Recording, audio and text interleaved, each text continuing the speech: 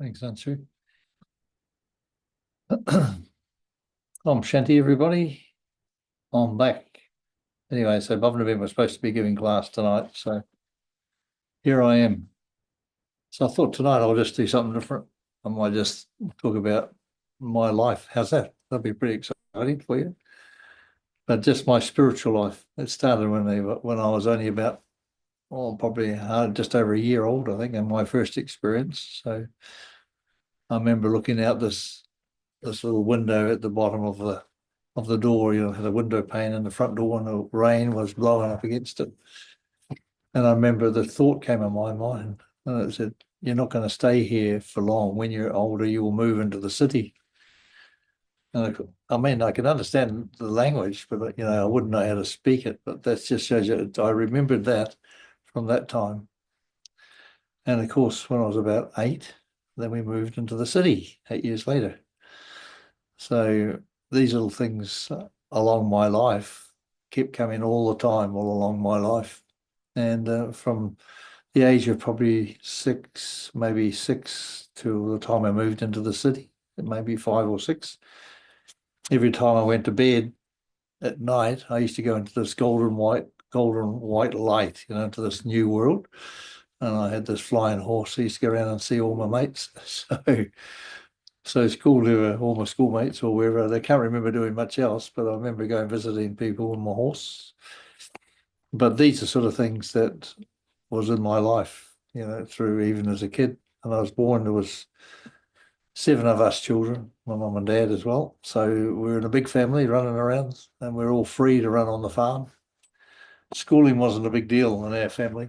It wasn't education like university stuff. It wasn't. It was all about farm life and enjoying, work and being happy and things like that.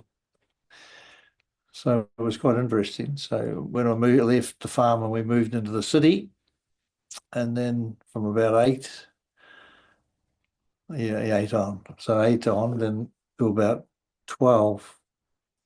And the amazing scars I have, like maybe from this time, I don't know, but when I moved into the city, I got all my brothers and sisters, and we all went. And I used to I was so interested in going to church. So the church was up only 2 blocks up the road, up the hill a bit. So I used to go there whenever I could. And then I used to go to Sunday school on Sunday morning and church in the evening. Just amazing scars of religiousness in the soul. And I got all my brothers, and not my sisters, but all my brothers came along and they gave me a big prize for bringing my family along to church. So it was a war play, believe it or not. So it was just after the Second World War, I suppose. And then then I was there and growing up and amongst all this new life, there was like from the farm life into the city life, huge difference. And then when I was about 12, I used to like looking in my eye and I used to think in the mirror and I say, I know I'm in there somewhere. It's funny, isn't it? What you're thinking. But I used to think, I know I'm in there somewhere. And then I thought, same thing like when I was a little baby, a voice came in my head.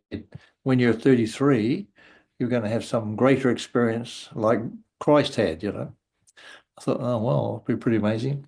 But then I sort of let it go and I just carried on with my life, rugby and all that thing that Kiwis do. And I played a lot of sport and I was good at it. So I never became, I was good, but I didn't want to become famous. So that's how it was in this life. I was born not to become famous, but to be just good at everything. But that's it. And that's most of us, I'm pretty sure all of us that are born here, we're all taken birth on this world now at this very time for shining our lights. And that's what we've come to do. It doesn't matter what we're doing. The main thing is for us to give light to this earth now. That's what we're here for right today. And that's the most important thing. So anyway, I got married and had kids. And then I moved to Australia when I was about 26 or something like that. And when I was 33, I used to do I did a lot of different religions, and not only religions, but different things like Theosophical Society, School of Philosophy, and all those sort of things. Like my mother was a spiritualist, so it's probably where I was getting it from. The first two books she gave me was The Third Eye and The Fifth Dimension. So I'll give you an idea. So my mother's influence was a little bit there, I think. So I always felt I didn't realize, but I was being guided all the time wherever I'm going. So, and I remember I used to go to the Spiritualist Church in Melbourne when I went over there. I was over there for a few months before I brought the family over just to see if it was okay. And and and the guy used to get readings, so I'd say, "Oh, don't wear such dark clothes. Start wearing lighter coloured clothes." And when I was over there, I just decided I'd become a vegetarian. No reason. And I thought, oh well, if I'm going to be spiritual, I'll become a vegetarian. So didn't ask anybody. I just did it. I didn't talk to my wife or anything. I'm a vegetarian now. Full stop. That's me. So. And anyway, so when they came over, I was a vegetarian and they were carrying on live with their lives. But anyway, we had a good life in Melbourne, and then I got some good jobs, and then we moved up to New South Wales, and New South Wales had some more good jobs. Then I moved to Canberra in Australia, and then I worked in the new Parliament House there in Canberra, and that's where I came into meeting Bubba. Funny when I bought a new house in Canberra, and my wife says, "Oh, there's that spiritual thing you're talking about. You wouldn't mind doing, that Raja Yoga stuff." I says, "Oh, okay." It was came with that when we moved into the house. It was like a little leaflet. They said, "This is community things you can do." So, the night I went to do the course, I couldn't find the place. It was like in a house, but they said, "Oh, I said, "Why don't you put your number out the front so everyone can see it?" And they said, "Oh, we didn't want to be too exposed because people in Canberra, they go crazy over crazy sort of churchy people, like us." So anyway, so in the end they painted a big number on the front, so people that wanted to come do the course could at least see where to come. I was just going to leave. I thought, I'll just knock on the door and see. I knocked on every other door around the place, but I didn't knock on the centre door. Anyway, I knocked on the centre door, and lo and behold, there was a brother there, and he says, "Yes, I said, I come for the course, but I couldn't find your place. You want to put some numbers around, because I didn't mind speaking my mind, of course, at that time, because I was always at about 20 or 30 or 50 or 100 men underneath me, so you have to speak your mind. So, so I did the course, and I remember Roger, he gave me the course, and all the rest were in Meadowbarn at that time because it was 18th of January, around about that time. That was a double foreigners season in those days, until they changed it because the Indians were getting upset. There was hardly any double foreigners, and all these Indians want to come, but they couldn't. So they changed it to make it Indian season. Anyway, so I did the course. I remember doing the course, and then my mother was living at home with us at that time, and I said when I got this course on the Supreme Soul, I said, "Oh, I met God today." And she says, "Oh yeah, what do you reckon?" I'll see how long that lasts. Anyway, and then another couple of when we finished the course, then we did all the Mariadas, what you should be doing. So vegetarianism and, all that sort of things. Don't eat onions and garlic and all that sort of stuff. You have to be celibate. I thought, oh yeah. Then I had this vision of a bull with a ring in its nose. And I thought, yeah, that's me. So I went home to my family. I said to my wife, I said, that's it. Well, I'm celibate from now on. I didn't ask her. I just said, that's what I am. That's just me. I suppose I'm always like that. And that didn't go down too well. But anyway, so from then on, my mother just laughed. She says, "Oh, well, we'll see how long that lasts." Anyway, about after 1 year or so, I went to Melbourne, and they thought, "Oh, we'll see what he'll get such a shock. He'll just leave when he comes back." But when I come back, I was glowing like a light bulb. So that was the end of that. So then we got divorced, and she went her way, and I went mine because she did a bit of things around the centre. Actually, she made a couple of little things, but that wasn't her. So she liked that other life. So and I like this life. My whole life was for this life. So anyway, and the kids did children's classes for a while, and then I moved from Canberra. They moved to New Zealand, and then I went to Sydney in the Parramatta Centre. And then when I was in the Parramatta Centre, I remember sitting in front of Bubba one day and in Bubba's room. I said, "Okay, Bubba, what do you want me to do?" I used to speak to Bubba like that. And anyway, this thing of New Zealand, I thought, oh God, I'm having some mire, because Diddy asked me about 3 times about going to New Zealand, go back to New Zealand, do service there, because there's only two brothers in the centre. The sisters had moved out, so he says, so there's only those two brothers, and they were on hardly any wages, and they were renting this very expensive house, which didn't make sense anyway. But anyway, so so I said to Diddy, I asked Bubba, where does he want me to do service? And he said, and I had this horrible, the vision all the time and this thoughts about Auckland, about going to New Zealand and doing service there. And he said, oh, great. I've asked you about 3 or 4 times, but you said no every time.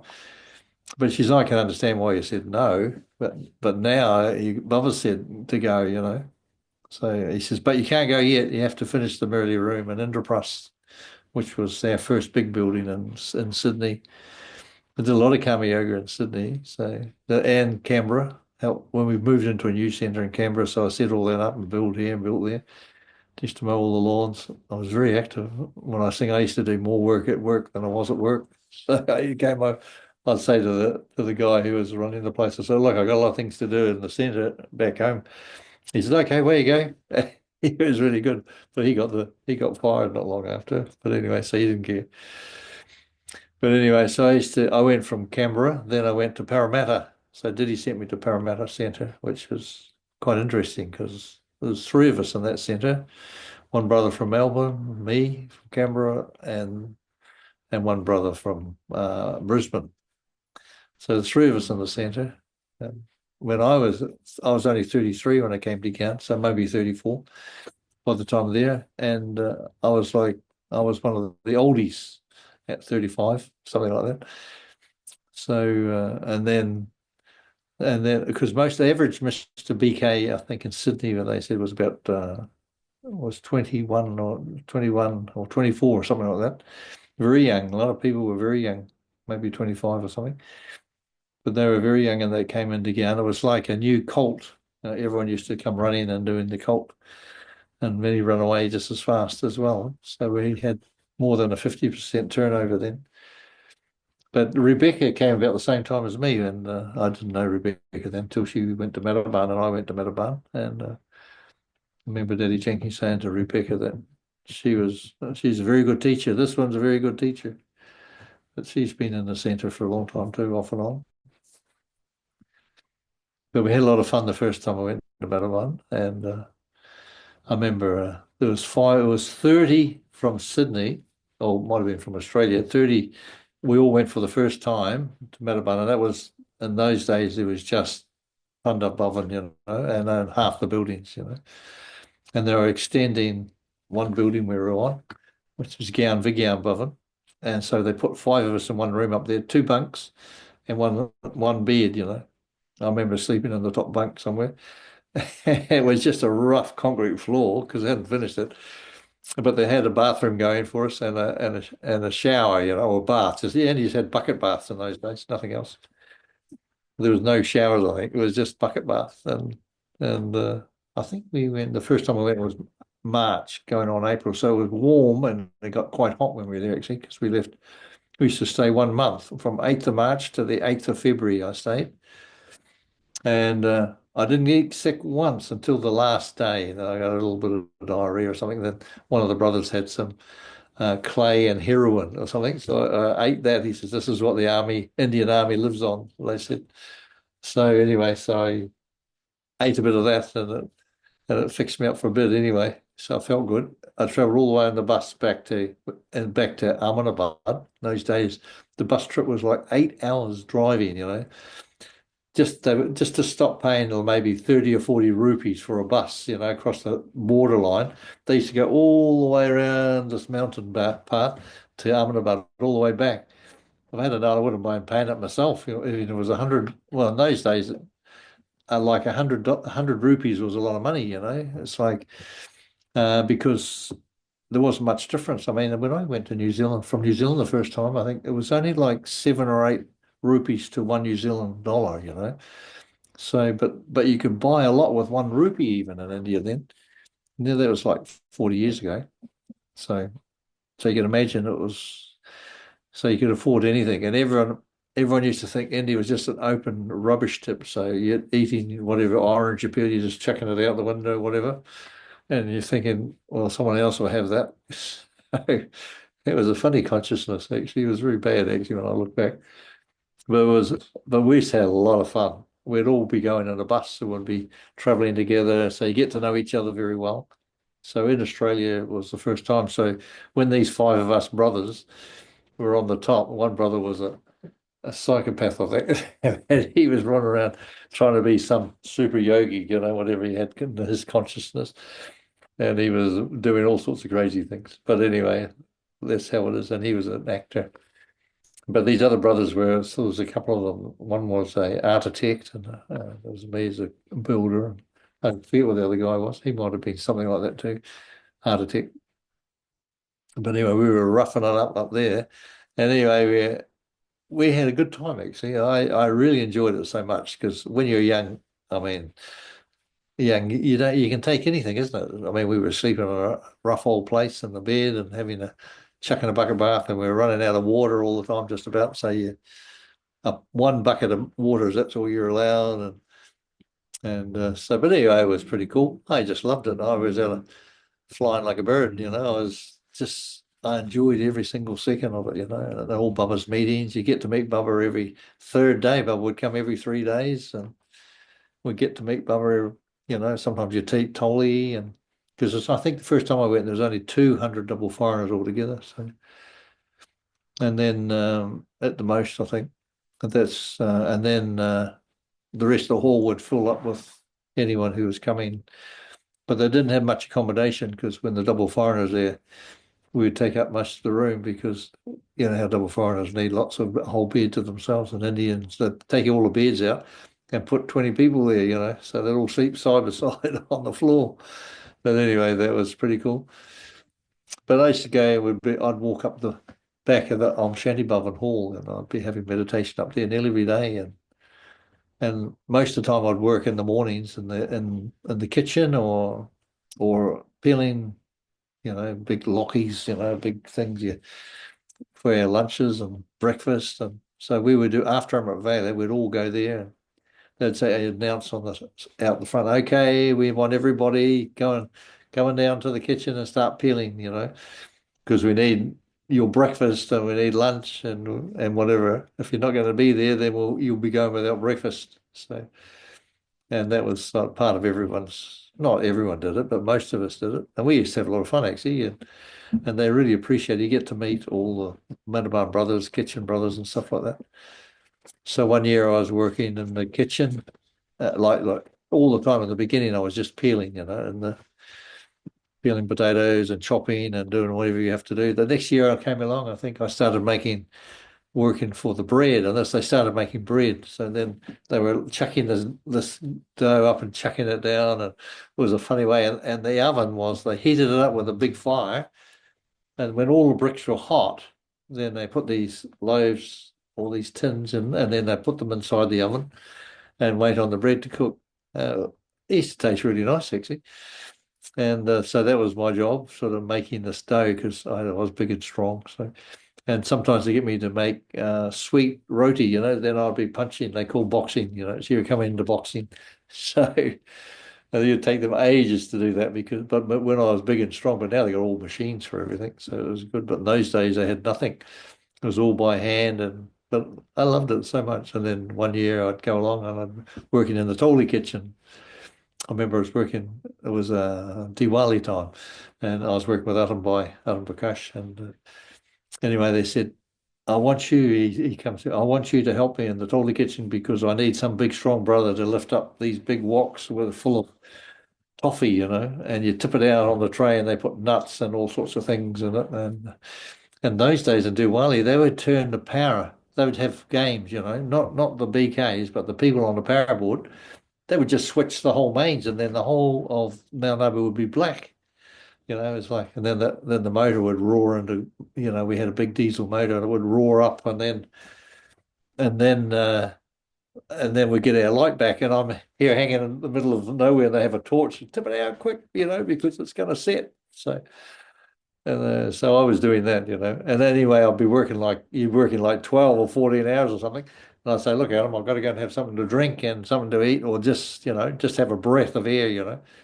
So I go and get myself a chai, and I just get the first sip in my mouth, and then a guy would come and say, hurry up, Atom Boy wants you to come now. So I say, hey, I haven't even had my tea yet. But anyway, so then you have to go back, and then let's talk about surrendering. Yeah, it was great. But so then after that, I started just working in the chapati tin and the chapatis, so I'd be working with a big, like a thing, and they have the heat there, the fire and the gas, and then I'll be turning the chapatis over like this, and just so then chucking them up, and then they stack them all with a bit of oil or whatever they did, ghee or whatever it was. So I did that for a couple of years actually, and I made good friends with Ashok Bhai in the chapati kitchen, and that was really cool. But he left the body last year, I think, year before. He had a massive heart attack and carked it. But anyway, so he'll be in a new body now. So yeah, that's what I did all the time. Every time I went, especially in the beginning, I did a lot of karma yoga. You really feel intoxicated, and I used to be flying like a high as a kite, and one year when I came back, when I think I was still on Horopito Street. That was our first centre that I was in, and I had two tennis elbows, and they didn't know how to treat them in those days. And anyway, they were giving me acupuncture, and all that was making it worse. So I had something like 6 months off work, which is awful. But nowadays you don't have any time off work because they know how to fix it straight away, basically. So I went to Menaban on full pay and everything. Well, it was when I got back, I got all this money in the bank account. So that was with ACC in early days. So you can go overseas and they can still keep paying you. Anyway, so that was a lot of fun. So I came back, and when I was over there, when I was in the centre, what I did, I had a really special yoga buddy. I thought, well, now's a good time. I'll do the special yoga buddy. So I used to have like 2 hour Amrit Velas. Then I'd be reading them early, and then I'd have every traffic control. I'd have half an hour of meditation, and in the evening, of course, because we had to do evening class in those days, we had to do courses, and then we do evening classes, and then of course you have to cook for yourself. No one would cook for you. And if you're working, you come home. Sometimes you didn't even have time to cook, so you had to take courses and classes and or whatever. And then you'd cook pork. It was only the centre washies that cooked pork in those days.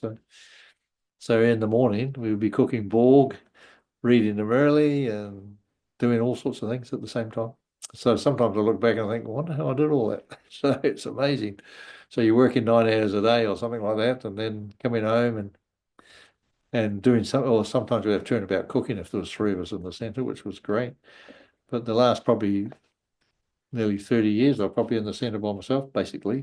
People come in and going, but not very long. But that's how it is. There's a lot of people find it very hard to live in the centre because if you start looking at others, then it's very hard. And if you can't take directions, because Diddy used to stay with us for 2 weeks, and she'd tell us everything that should be doing. And if you didn't listen, then it would start hurting. So, but for me, I was an old bugger soul, I think. So for me, I could take lots of orders. And I thought, well, if I could do this for 10 years, it'll at least. I want to do this for 10 years. And if it's 20 years, it'll be even better. And 30 years, forget it. I'll be out of it free. And now I've been doing it for 40 years. So, and when I came to Guyana, it was like, oh, another 5 years, it was destruction. But it's not like that at all. So it's now it's all about transformation. So because 40 years ago, you can imagine we couldn't even comprehend the way we're living today. People with smartphones and communication, talking to your mum and dad, and they're on the other side of the world, and that was just like ha stuff. That would be dreaming stuff. So, but when I was doing this yoga buddy, when I had my tennis elbows, one on each side, anyway, it was like a blessing, really. It was giving me a break. So, well, I didn't give myself a break though. So, and I was concentrating, meditating on light. So just a point of pure light, just everything is light. So it's kind of I am light, and God's light, of course, and just being light. My God, in about 2 or 3 months, I was like a Christmas tree, it's amazing. And I went to Mataban, and I remember everyone's going, "My God, look at you," So, but in the end, when I went for one day, I went for a walk. I used to have like 8 hours, try to have 8 hours meditation every day. And then I went for a walk up the back of Shandybaum. About halfway up, I went into a different state of consciousness, and then like I was in the golden age, and I was looking out over the top of the roof, and I could see like a whole brand new world. And I got such a fright, I pulled myself out of it, and I thought, "Oh, idiot, what did you do that for?" So, but anyway, that within that second was enough to give me a clue to, the future, that there's not even a single thought in your mind.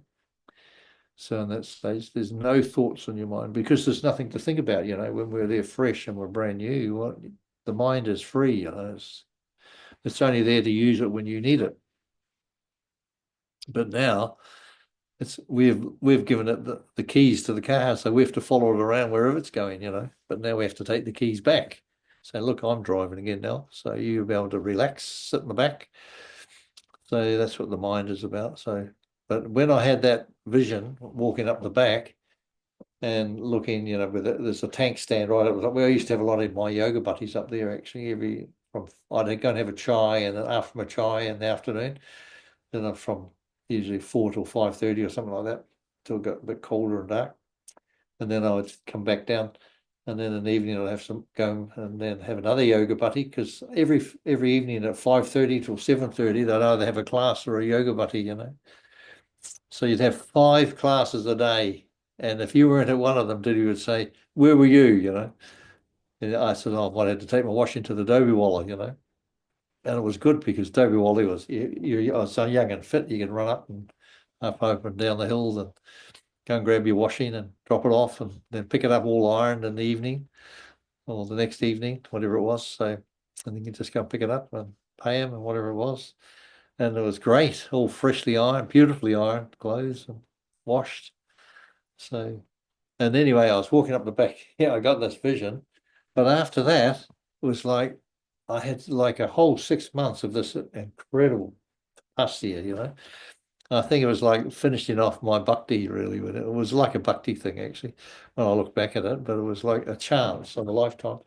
But when I had this vision, and after my vision, I had the mind like you couldn't believe. My God, I couldn't keep my mind still for even a second.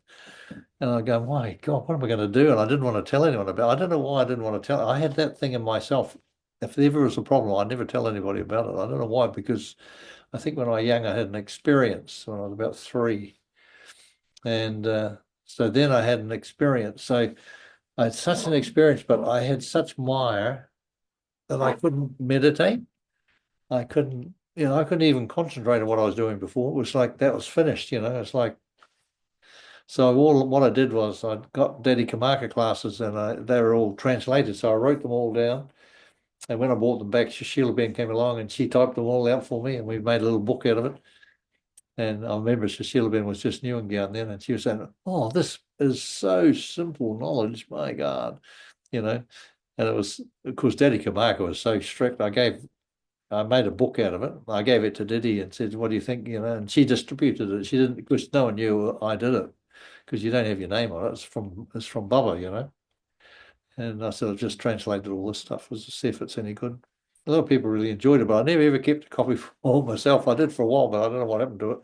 Disappeared. But anyway, but it was just a whole lot of Daddy Kamaka classes, which was for that time. And she was saying how to become, you know, a, I suppose an angel, really, a divine and perfect.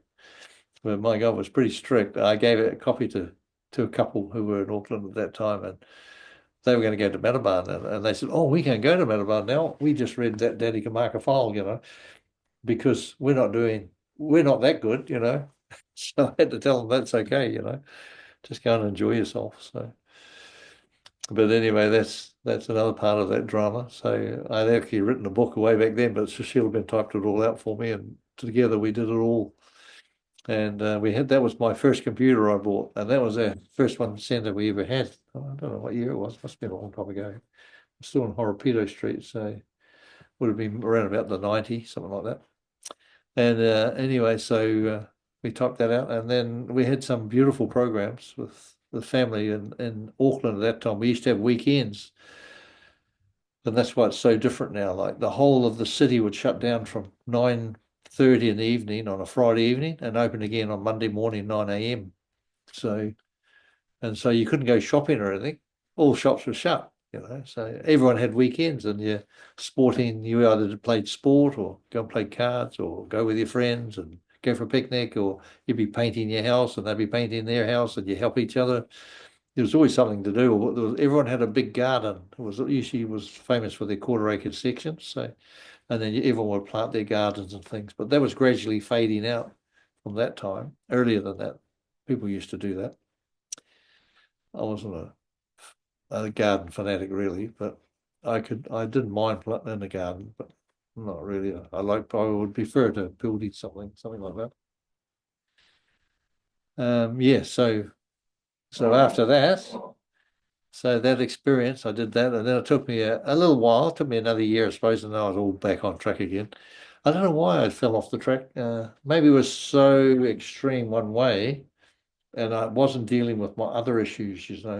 That's in the soul. That's the big problem when you're a BK is you have some wonderful experiences, but you're not dealing with your inner issues.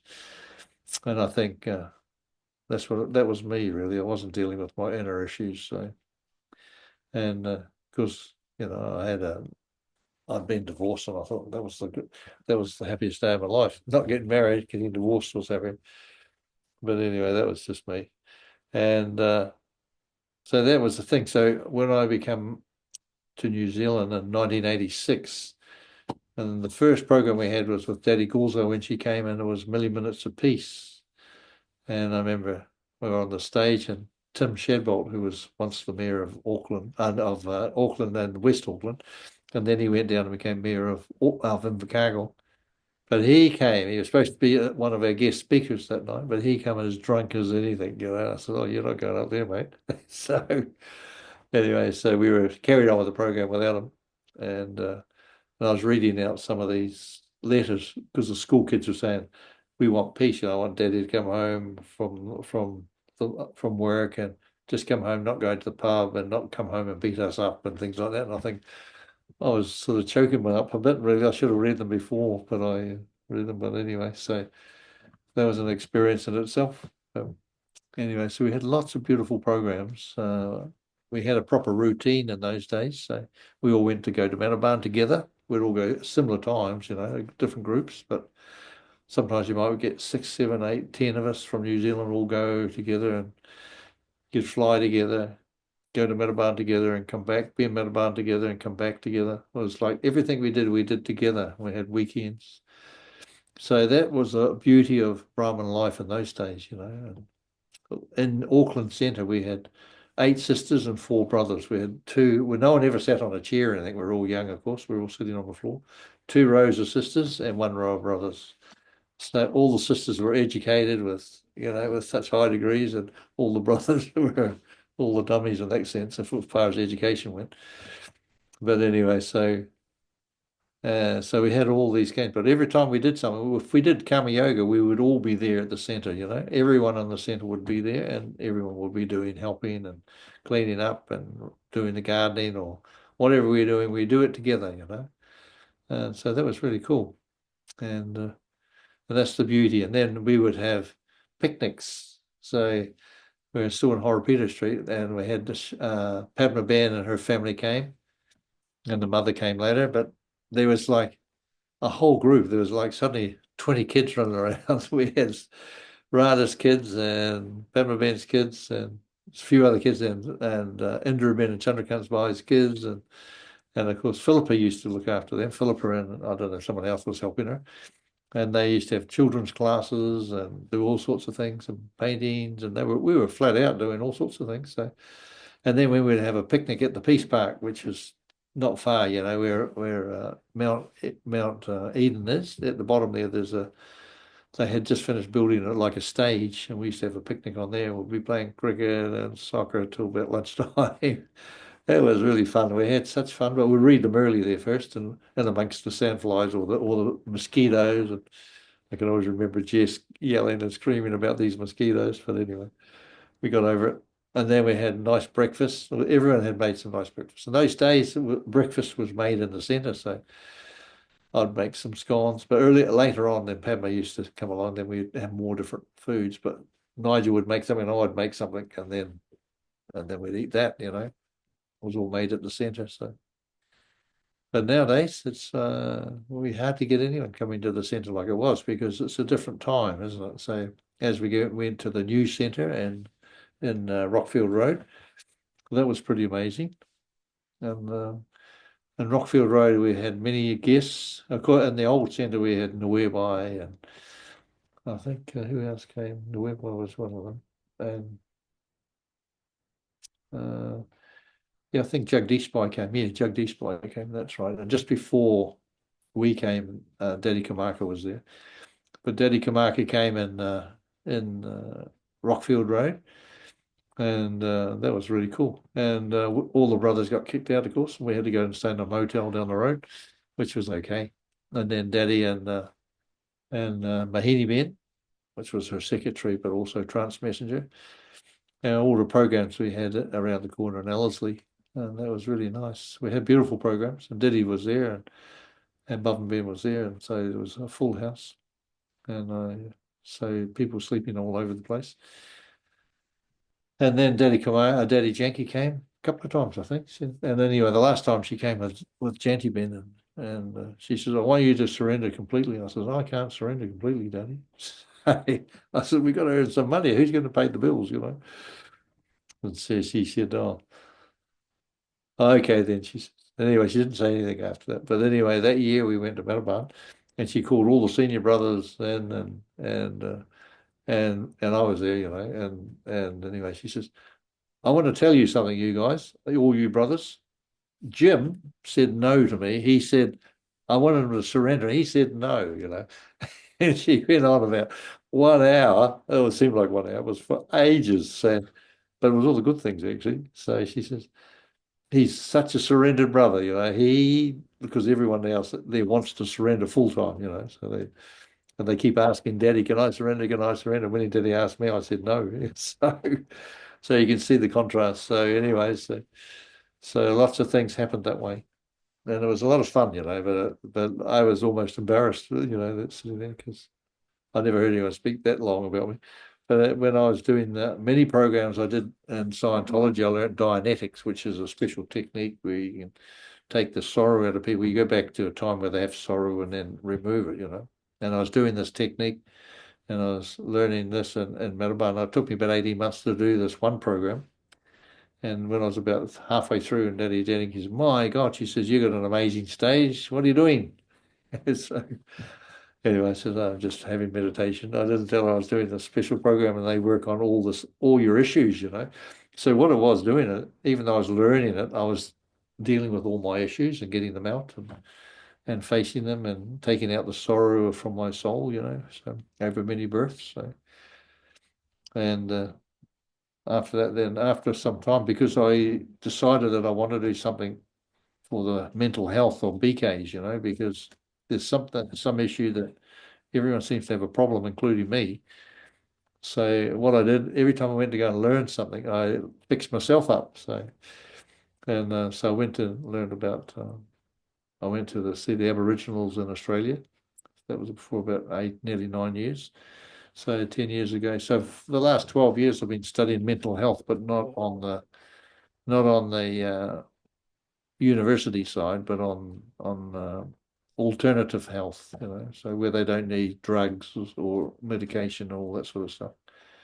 They heal people naturally by people soul to soul, or spirit to spirit. Then you're dealing with the issue. The spirit knows exactly what the issue is, even though you might have forgotten it. The soul has a memory, but you can't pull it out. But the spirit, which is a different part of you, knows it. So it never can be drugged or influenced in any other way. It's always, that's the consciousness that you are. And it's when you deal with the consciousness, it'll take you exactly to where the issue was, even though you might have forgotten and covered it up. But you can uncover it, fix it up, create a new dimension of time, and then it's fixed. And it's quite amazing how it works. So I studied that for about 8 years, I suppose. I spent a lot of money learning all those things, but it was really good because in the end, what you're doing, you're dealing with yourself, So I had many clients, but the clients were paying for my trips, you see, over there. So I might have spent like $40,000 learning about it. But then it's like the clients were paying for it, so that wasn't so bad. So it wasn't any hard work on my behalf. But I enjoyed it a lot because you can see people transform, in 1 hour or 1.5 hours, they have a huge transformation and they become very light and happy. And it's quite interesting because they've forgotten what the issues were, and that's what the soul deal. And this is what we do in modern day Raj Yoga is you have to look after yourself. If you're still living of form 40 years ago or 30 years ago or whatever, then you're out of time. So you have to catch up on time. That's what happens to a lot of people, that they're not keeping up with consciousness of humanity, because consciousness of humanity is quite different to what consciousness of humanity was 40 years ago. I mean, what did we know 40, 50 years ago? We hardly knew anything, let alone 60 or 70 years ago in India. And so Baba couldn't even mention anything what we could have today, It was only when he was finishing that, many, many like smartphones and things like that were there. And but nowadays he couldn't talk about any of that stuff. And nowadays we got to see how the natural procession is going on. The brain has been changed, the body has been upgraded, and the brain as well. So, and that's why all sorts of problems are happening to people, because everything's changing on such a wonderful level of cellular level as well. And that's what's happening to people. And when we can open up to that, and Boa's giving all the knowledge, but it's in the Murlis. But you listen to those Avyak Murlis, on the Sunday, and they are so incredibly perfect. And he says, like, how to become self-sovereign, master of oneself, become ruler of oneself. And you have to do whatever you need. You have to look after yourself first. Every time he's been saying that now. First yourself, then help others. If you're in a bad state of consciousness, how can you help another? You might give him advice, but yet you're crying your head out, so, and that's not good. So who's going to listen to you? So, and that's why I've always said, you have to be living deities now. You are gods, living gods now, not when you get to the golden age. You have to become deities before the golden age. However you want to do it, it's up to you. There's no fixed rules and regulations. You can't make effort like I did at that time when you could make effort, which proved the fact that I was just finishing off my bhakti, really, my intense effort, because I thought the harder you did it, the more you got. It's actually the opposite. The less you do, in a sense of, but allow your deity qualities to come through, then they will come through that way, and it'll be so much fun. Life should be a joy. And you are the one who has to look after your health. If you just keep eating everything and you're still getting sick, and you're not looking at what's making me sick, you're the one that has to do it. Your soul is so intelligent, and you've got so much experience there. If you're not in tune with your own soul or your own spirit, then that's what Raja Yoga meditation is about. It's getting in tune with yourself so you can become a divine being, a master of oneself. And that's what it's about. And that's what the joy is. It's not flogging yourself to death, and it's not worrying about anything. It's about enjoying yourself, loving yourself. That was the biggest key, I think. I think the biggest key is that learning to love yourself is the big thing. And a lot of people find that the hardest thing in the world to do. And the latest thing, of course, is emotions. You got a light body. You've got a physical body, you got a light body, and now you got an emotional body as well. And the emotional body is so important, because all these things are going to be defined. It's going to be created into your wisdom, you know. So all these things become part of your wisdom, all your experiences. You might have had a bad one, you thought, but it's actually that's where all your wisdom comes from, you know. It doesn't come from nice, shiny, sunny, bright day. Wisdom comes from from some matter that you've had a bit of a hard time about, you know, some issue. So that's where experience comes from. Anyway, so and even today, like today now, especially, I leave it more for the BK family to express themselves however they want. They can come and do karma yoga, and it's for them to learn, you know. But if no one wants to learn anything, what can you do, you know? If you know all the Aviak Murlis are there online, you can study them and you can enjoy them, and you can put them into practice and see how they go. That's what I used to. I used to write out all these points, you know, all the Murli. I'd read a Murli and I'd have all my main points of that Murli. Then if there's one there that's a golden point, I remember Daddy Kamaka gave me this golden book on the 50th anniversary. So she says, that's for golden points. She says, every time you come to a point that you really like in the Murli that stands out more than any other point, that's what you put in that book. She said, you don't put any other points, just that golden point in this golden book. It wasn't that long before it filled up with golden points, but it's pretty amazing points. But that's what we do. You make your life a student life, you know. And it doesn't matter. You're always learning. I've never ever not learned something, you know, when you read a Murli or something, it just reminds you of something. But the Aviak Murlis are different altogether, you know. They really go into a different dimension. So that it's almost like a download, actually.